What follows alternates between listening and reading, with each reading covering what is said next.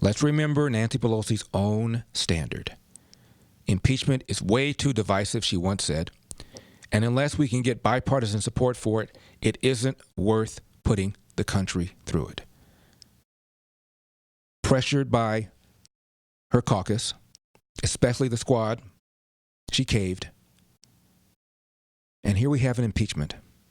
First time ever, not a single member of the other party at the House, not a single member, supported the impeachment inquiry. None. Not one. And let's remember what Jonathan Turley said. Jonathan Turley is the Democrat lawyer, voted twice for Obama, but believes this whole thing is weak. It's lame. And he says, look, I'm not a Trump fan, but I have to go where the law tells me to go.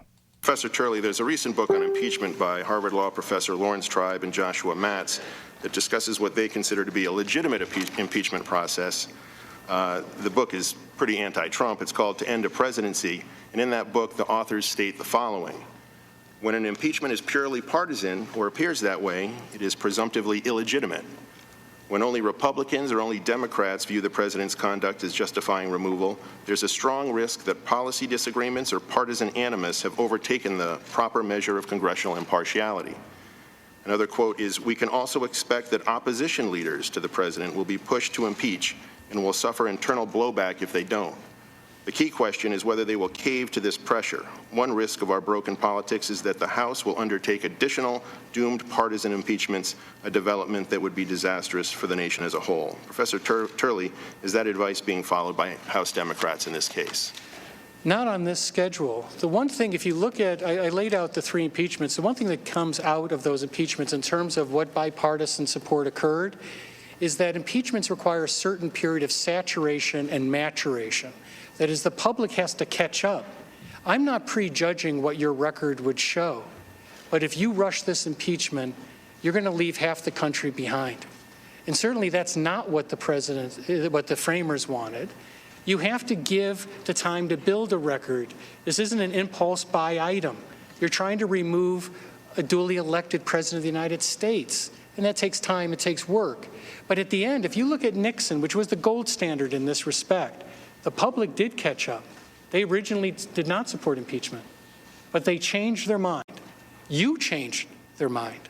And so did, by the way, the courts, because you allowed these issues to be heard in the courts. Professor Turley, the Nixon and Clinton impeachments were debated solidly in the high crimes category, correct? Crimes were at issue. But on the evidence presented so far, is it your view that there is no credible evidence that any crime was committed by President Trump? Yes, I've gone through all of the crimes mentioned. They do not meet any reasonable interpretation of those crimes, and I'm relying on express statements from the federal courts. I understand that the language in the statutes are often broad. That's not the controlling language. It's the language of the interpretation of federal courts. And I think that all of those decisions stand mightily in the way of these theories. And if you can't make out those crimes, then don't call it that crime. If it doesn't matter, then what's the point? Call it treason. Call it endangered species violations if none of this matters. Now, let me say something about what Jonathan Turley was asked about the nature of this impeachment not being bipartisan. Absolutely no buy-in on the Republican side. And I'm addressing this statement to my Democrats who hear this show, who are also my fellow Americans. My mother was a Democrat. My brother Kirk was a Democrat. Kirk was not somebody who liked to argue, but my mother was. I guess the acorn didn't fall too far from the tree on this side. We had many, many, many political arguments. She thought government should be bigger. I thought government should be smaller. We argued over tax. We argued over this.